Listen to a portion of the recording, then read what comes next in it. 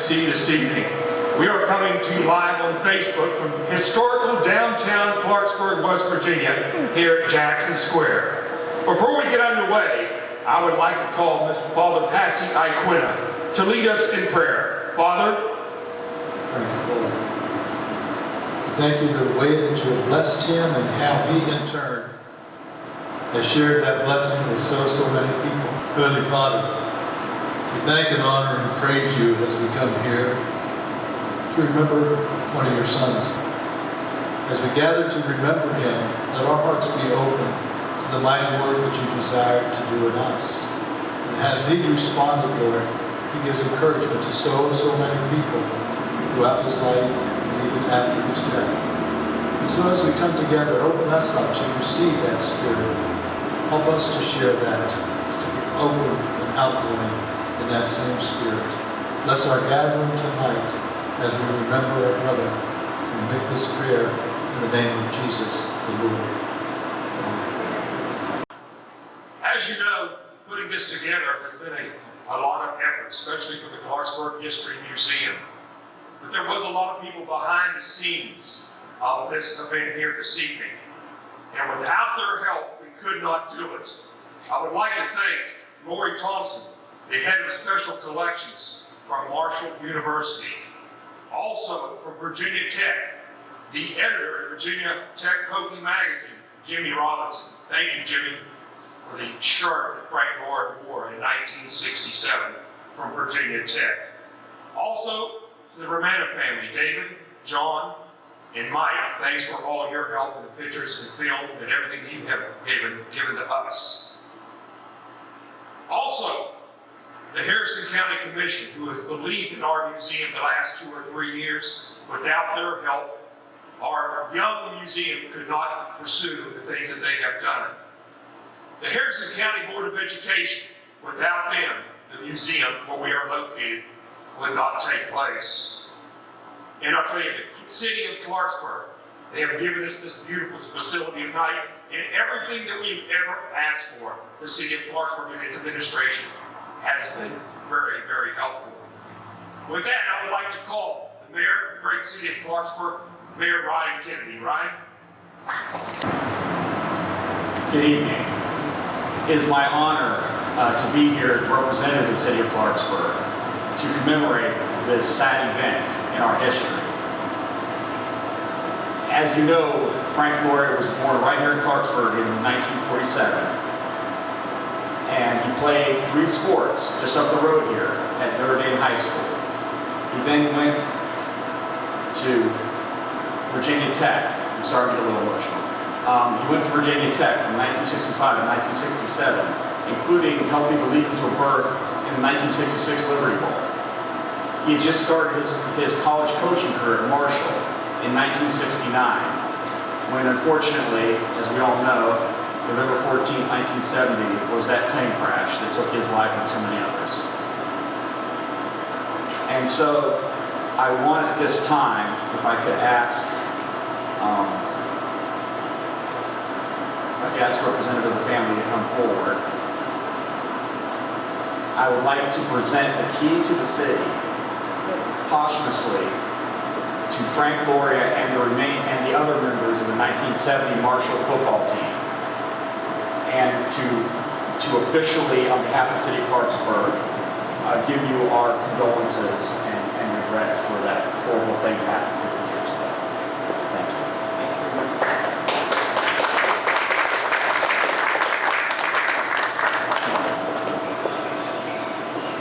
Thank you. Thank you, Mayor.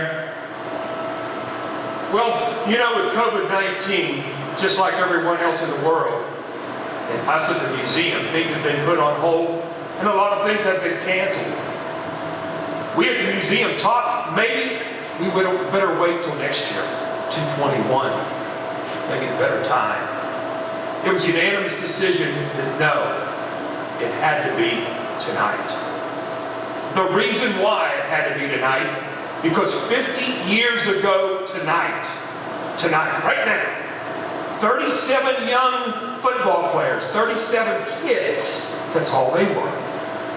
25 administrators and fans were packing their suitcase right now. 10 coaches were preparing their game plan, the X's and O's, to get on a plane on Friday the 13th to fly out of Huntington Airport to Greensboro, North Carolina to play a football game. We all know what happened on the way home, just minutes away. But we are not here tonight to talk about that. We're here tonight to honor everyone on that plane and pay tribute to one of ours, one of the greatest athletes to ever come out of Clarksburg, Frank Loria. That's why we're here. We're here to talk about just 23 years. 23 years, that was it. And I was interviewed a few times about some of his greatest accomplishments. And I thought, it's on a couple radio shows, newspaper. And I got to thinking, well, was it his 95-yard run, punt return that still stands? Was it his 2-time All-American awards? Really didn't have an answer. But tonight, I've got the answer. It's his 2 lovely daughters, his great son, and all those grandchildren. That is his greatest legacy. That is his greatest accomplishment. There's no other answer that I finally found out. So tonight, we are ready to unveil at the Clarksburg History Museum. I'm going to turn around and let the people at home on Facebook see what the Clarksburg History Museum you will see at the museum when you come.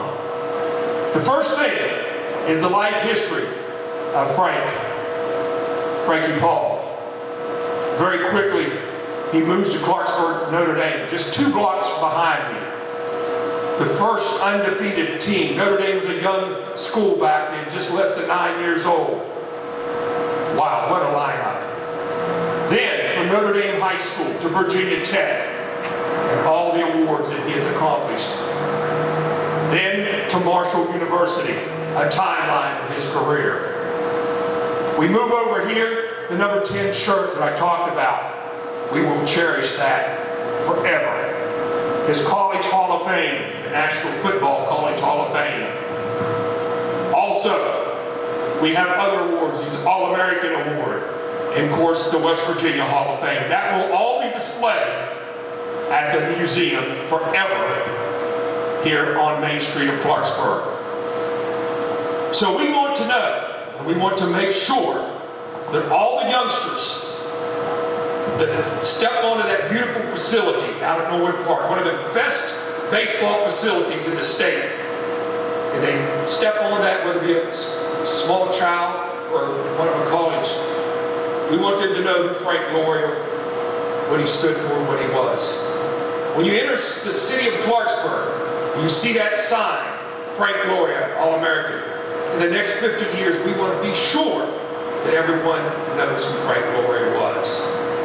Due to COVID, I got to say one thing, that 63 team, we asked Coach Scalapio, was that the greatest team? And he said they were pretty doggone good with Petey Secret, Clarence Fiber, and the host of other players, great players. They had Mikey Moore, Francis Scott. They had depth. And believe me, what a team they were. And one other thing I've got to say before I turn it over, I actually got to shake hands with him and meet him through those people. But it was really tender, I tell you. Right now, 1970 Thundering Herd, and he is a great speaker and also keeps that Frank Loria Memorial Award alive through Columbia Club. I'd like to call Mr. David Romano up. David? Thank you, Pete. And I appreciate everyone keeping socially distant and wearing their masks, as Pete advises. Happy to be here, and part of this really outstanding program put on by the Clarksburg Museum is something special because this is the 50th anniversary. Pete mentioned our Columbian Club annual banquet for all the high school first team all county players. We do that, and that's in honor of Frank Loria's name. And we do that because of several things. I have a little bit of a connection more than most people. One, is that Frank Loria was my first cousin. His mother and my father were brother and sister. So I grew up with him. And as Pete said, he was an idol for any young kid that wanted to play football, and he was for me.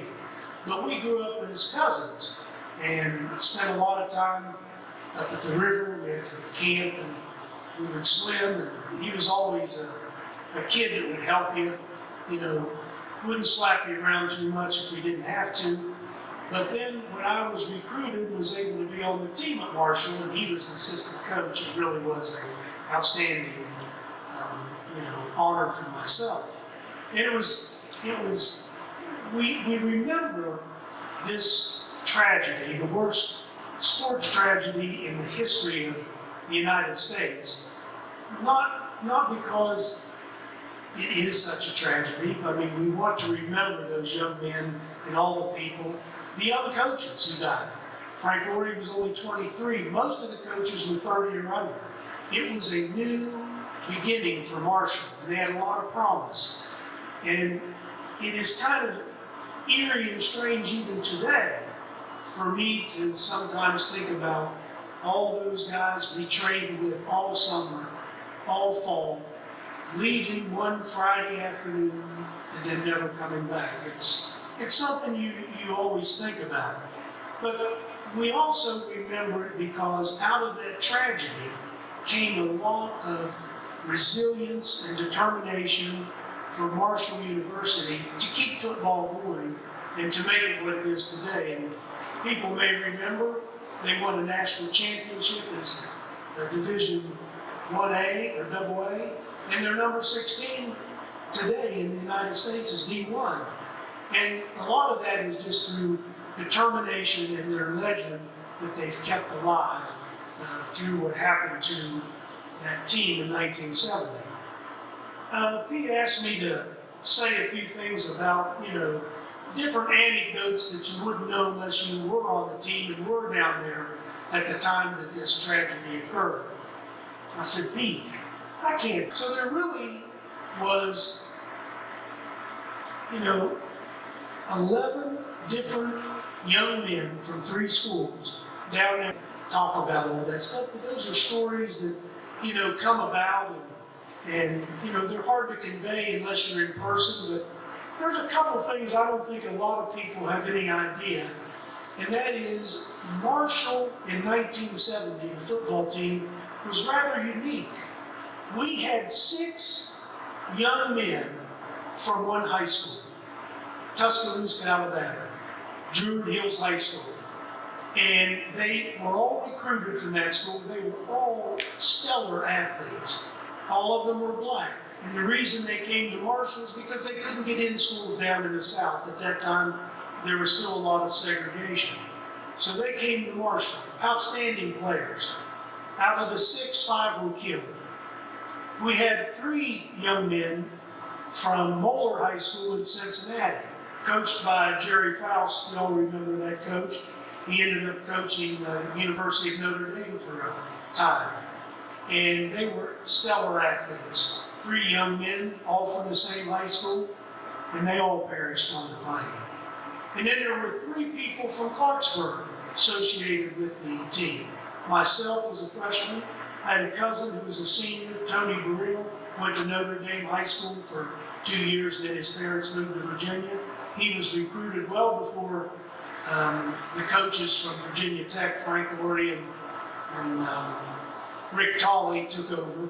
He had been there a while, but he was a senior, and Frank Loria, of course, was an assistant coach. All of us were within 5 years of age each other and had grown up with each other. And of course, Frank died on the plane during the plane crash. At that school at Marshall on the team. And out of those, 9 of them died on the plane. Really something, if you don't know that statistic, you wouldn't realize how close everybody was on that team and what a tragedy it was for everybody. So that's why we remember, because it's something we should. Now, before I introduce the Loria family, which it's hard to see anybody with these lights, right, Pete? I feel like I'm I'm under the third degree that we put people when we question them, Ryan, for criminal activity. But we do have a lot of the Loria family here, and I do want to introduce them so they can come up and say a few words. But I think that we want to keep this alive, Frank Loria's memory. He was one of the greatest college football players that West Virginia's ever put into those ranks, being a two-time All-American, being admitted to the College Hall of Fame. I mean, a lot of accolades for a young man that died at 23 years of age. And I think the fact that he was so young makes it so palpable for us and why we want to keep it alive and do these things in his name. And he was such a good person, besides being a good athlete. He was a smart young man. He was a gentle soul, even though he wasn't on the football field.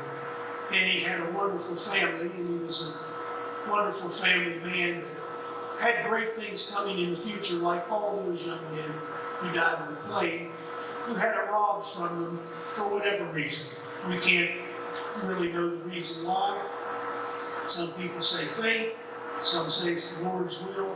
I believe it's the latter, and we'll find out one day soon, I'm sure. But it's good that we keep doing this, and I'm glad Clarksburg and the Clarksburg Museum did this, and I thank you and Michael Spatafor for doing that, Pete. Now, at this time, I want to introduce family members of Frank Loria and my family members who are here. Now, you've already seen, but Phyllis Loria, I'd like for you to come up while I introduce you, please. Phyllis Loria is silly, that's nice widow. She still looks like she's in high school, but she's not.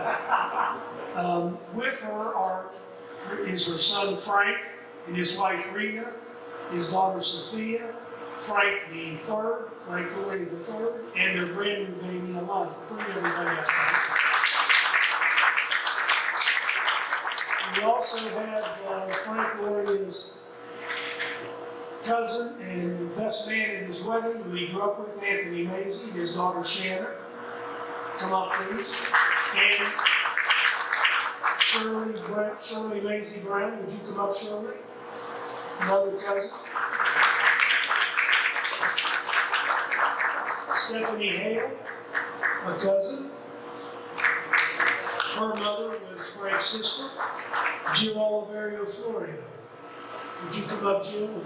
Everybody knows Jill. Not because of her husband Mike, who's on TV, but because of Jill. One of the best lawyers I've ever known. Anyway, this is a family, and I'm happy that they all were able to make it for this celebration. It is a celebration. And tomorrow and Saturday, they're having other ceremonies down at Huntington and Marshall, being the 50th anniversary. It's difficult because of the virus, but we're going to do what we can and participate as we will be allowed. But thank you all for coming. And at this point, I'm going to ask everybody to take a seat except for Phyllis. She wants to say a few words. And we're going to have Frank Loria say a few words. And thank you very much.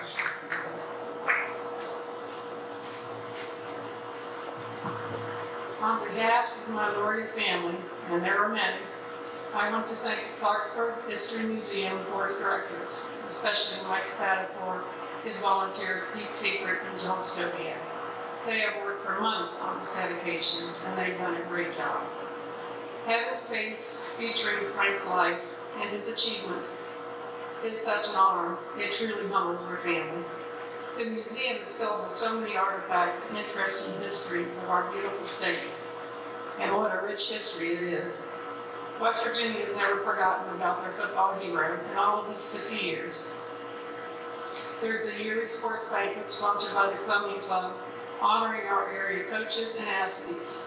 And it also awards the Frank Loria Trophy to one outstanding athlete each year. There's that state-of-the-art athletic field in Little Fort that proudly bears his name. All of this is done with great love. For a man who greatly loved his West Virginia. The highlight of his life was coming home to coach at Marshall University. He looked forward to each day that he could teach young athletes how to excel in sports he perfected and knew him very, very well. And we all know he would have proudly lived out his life doing this one job. And what a magnificent coaching job he would have done. Thank you, Clarksburg. God bless.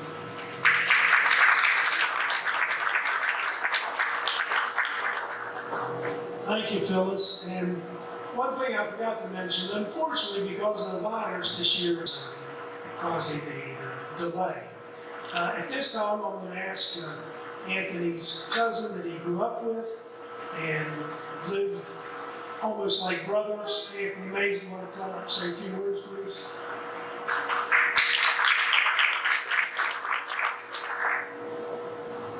Okay, great. Michael Spatafor, thank you. And Michael talked to me on the phone. I'm living in Vero Beach, Florida, but born and raised here in Clarksburg.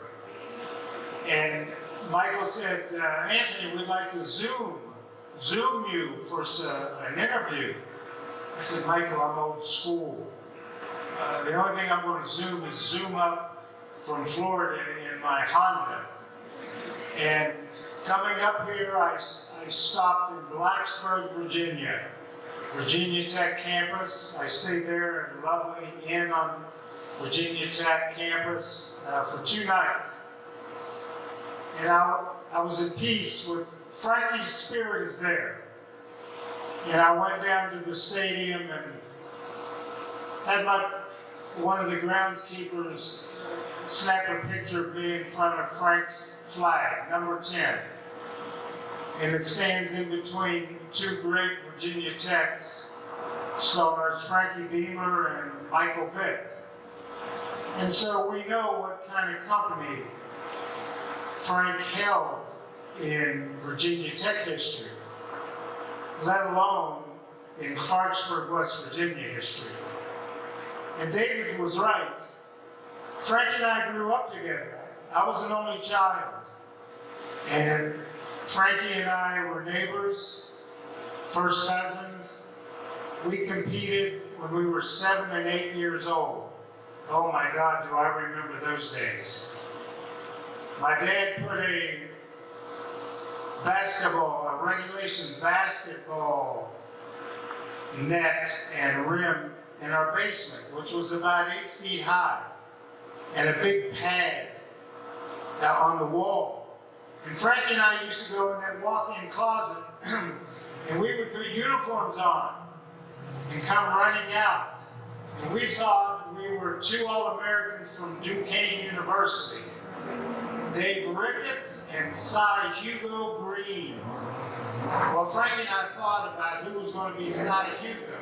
We just loved that name. But we played until Frankie was ahead. Frankie was the most competitive person I've ever met in my life. Frankie played basketball and baseball like he played football. Rough, tough, intense. And I just want to share a few stories. Frankie, Loria, Pete, Secret, Clarence Fiber, Schaefer, Gary Garrett, on and on.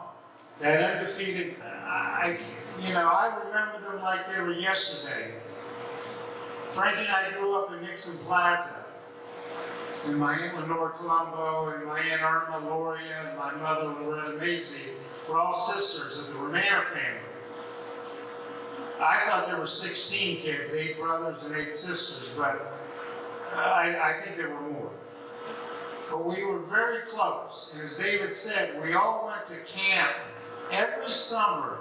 The women took all the kids to camp for the 3 months. The men would come up on the weekends. So we were like brothers. And Frankie and Mark Angotti and Gabe Oliverio, Chunky, Tony Burrell, we were about the same age. I think there was one girl our age, Anne Mary Burrell. So we played in that sand every day. And all of us boys wanted to be on Frankie's team when we played football. Because Frankie would bust you right in those rocks. I remember those rocks.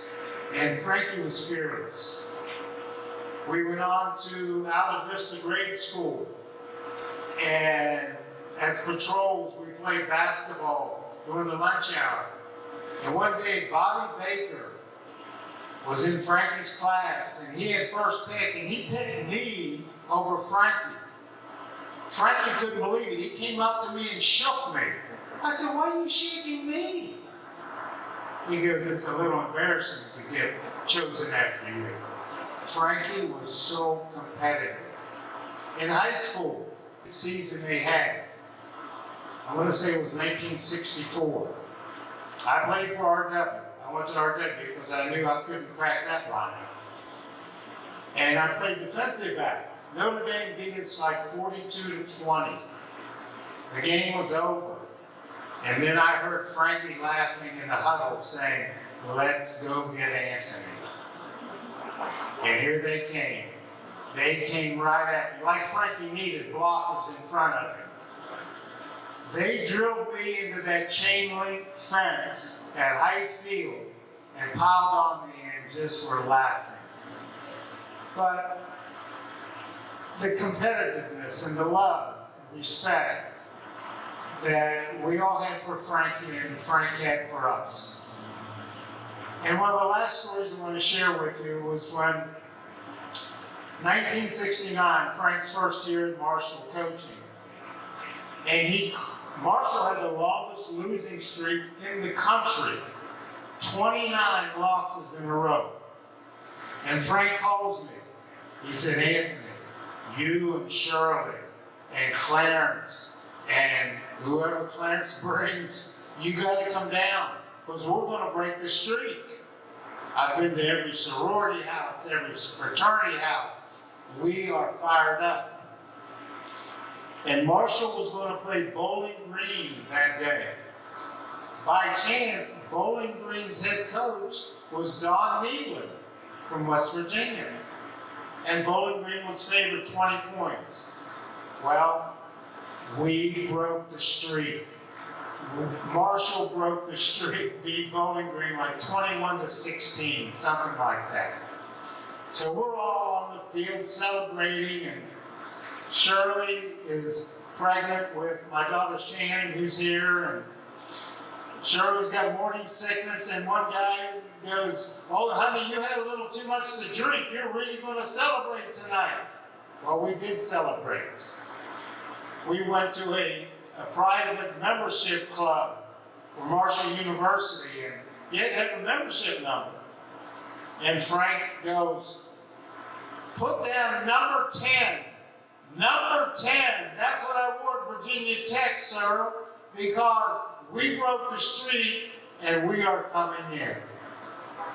So I just needed to share some of those. I'm so honored and happy to be here to honor Frank and his family.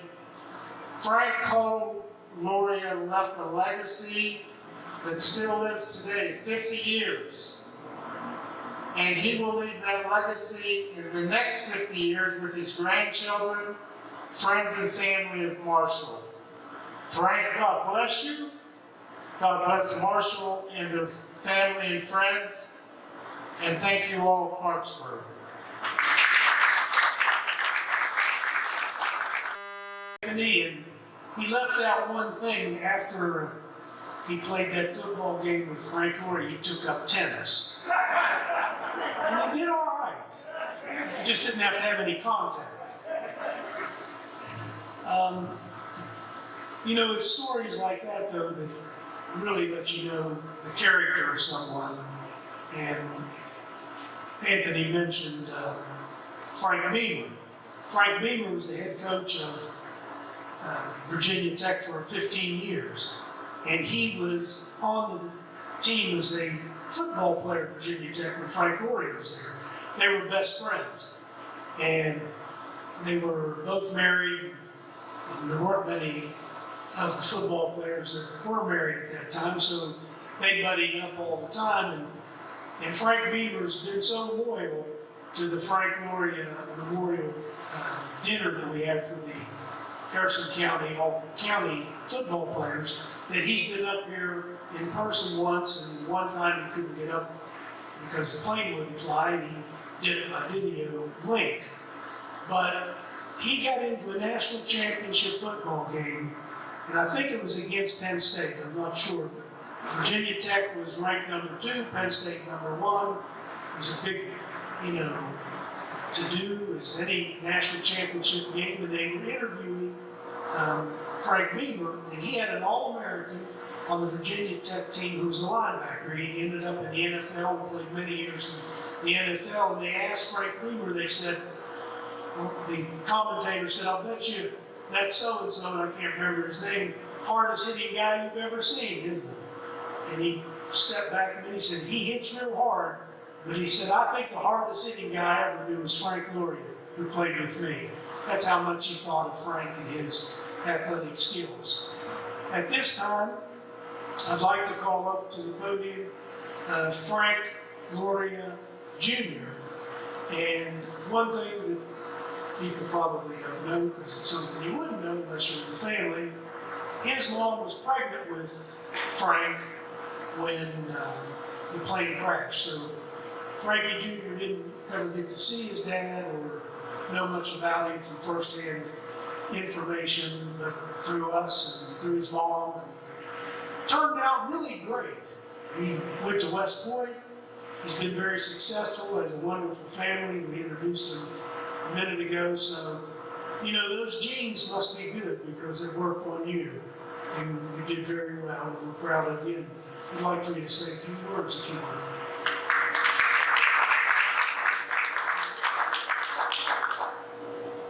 Hi, I'm Frank Loria Jr. It's really good to be up here. It's really good to be with my mom, and pretty cool to see her speaking tonight. I drove in with my wife, Rena, my daughter, Sophia, my son, Frank, the third, and my baby daughter, Alana, who was born July 10th of this year. 10 is a pretty special number for us. I think we're here really because we're a testament that life goes on. Even after a tragedy, life goes on. When I was driving into town, I was thinking about Clarksburg. I was thinking about the people of Clarksburg. And I was thinking, geez, probably 50 years ago, November 14th, November 15th, I bet a lot of prayers went up to heaven from Clarksburg, praying for my dad's soul, for my mom, Vicky, Julie, and me. I want to thank Clarksburg for those prayers because we really have had a blessed life. It hasn't been perfect. We've had busy situations, we've had our ups and downs, but we truly have had a blessed life. And we're very grateful for all the life that we've had. So thank you, Clarksburg, for your prayers. Thank you for remembering Frank Loria. And we wish you all a very joyous Thanksgiving and holiday season coming up. Thank you.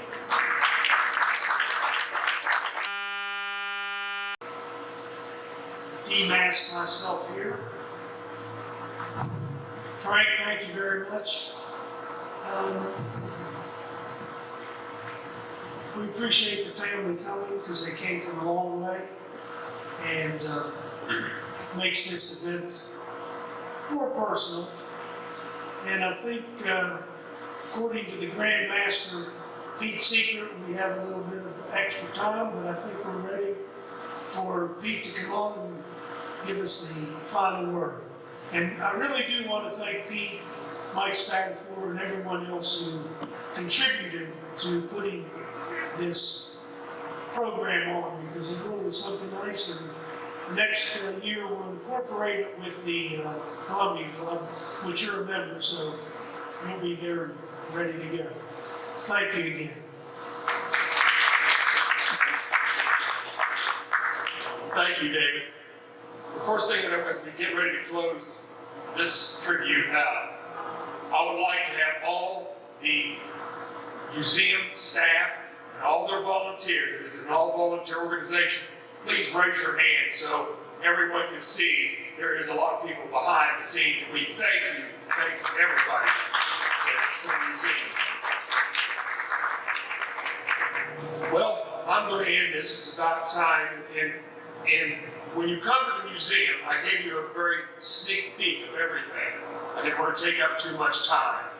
But down in the left-hand corner, if you're not a big sports fan, you don't know X's and O's, and you're not a big sports fan, we want you to read that. Because at this time, what everybody is going through, it hits everyone right in the heart. And I'm going to read it. I'm going to quote from Frank Loria Jr. When people hear the story, they usually respond with, "I'm sorry." Well, I appreciate that. I want people to know what happened.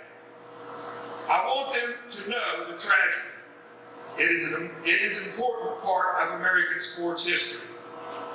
I think it gives us all an opportunity to reflect on our own lives today and realize that life can be difficult, but is precious.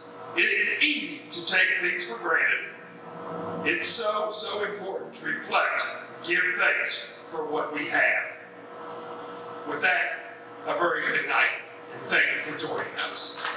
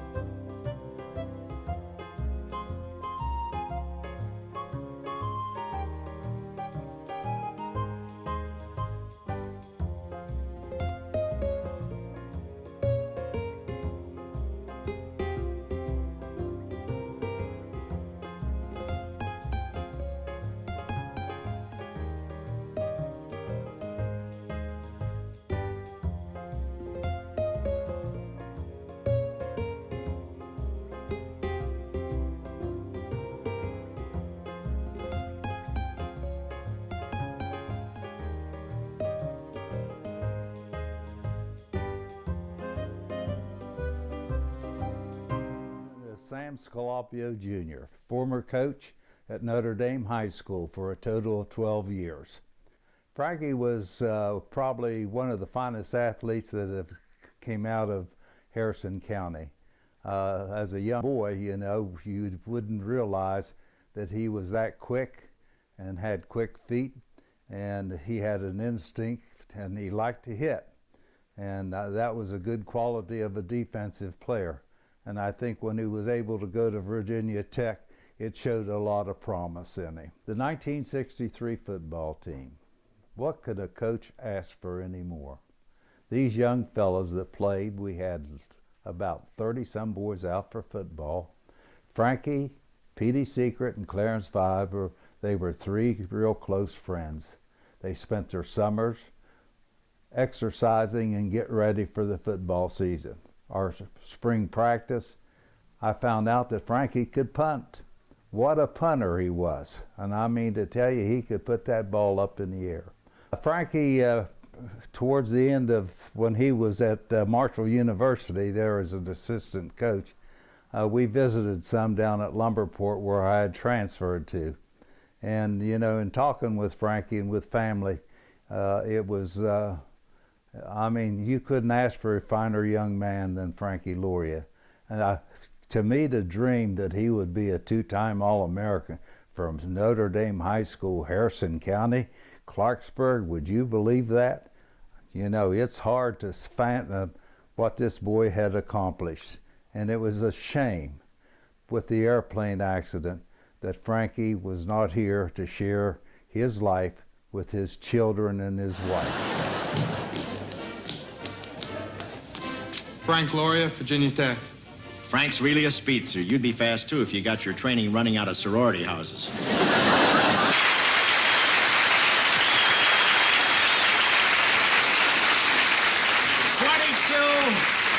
22 magnificent specimens of mental agility and physical ability. My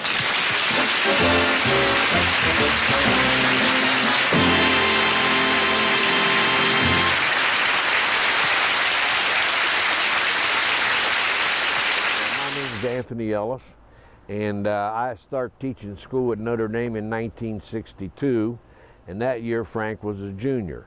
And I want to say one thing about Frank before I continue the story here.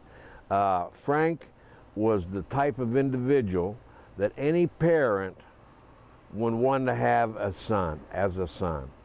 He was a talented athlete, he was a competitor, he was an honor student, and he was a gentleman. And, Frank never did like practice too well, but you give him the ball, and there goes the show, Betty. He did it with that ball. It was something out of this world. Give him the ball, and it's over with. Same way in a game. In a game, Frank was that type of person. The harder he hit you, the better he liked it. And you knew it when he hit you. And also, if you give him the ball and it looked like a play that wasn't going to work, Frank made a touchdown out of it. He had the sense, he had the talent, he had the natural ability, and he was so exciting to watch. Frank, in my opinion, would one day be a top university head football coach or a CEO of a large corporation. He had the knack and the methods to become either one when this happened. I just couldn't, I really couldn't accept it. I didn't believe it, and I had to check with different people to make sure that what I heard was true. So Frank was so impressive that we started, the club started a memorial banquet for Frank every year in March to recognize his abilities and his talent. And of course, he was two-time consensus All-American at Virginia Tech. And he played with their coach, Frank Beamer. Frank Beamer and him were safeties on the Virginia Tech team.